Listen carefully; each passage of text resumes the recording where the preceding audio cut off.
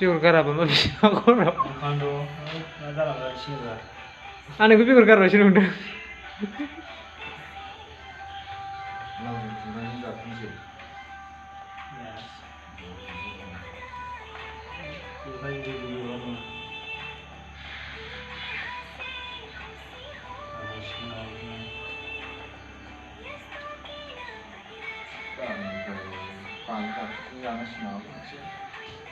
Nah, lo mati sana sih nih.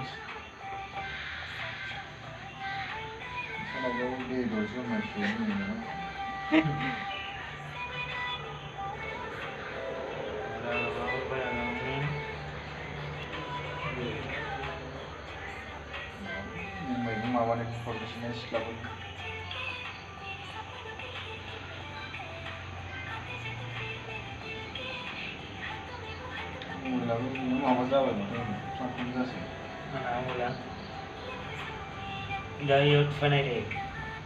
Kat beda ini.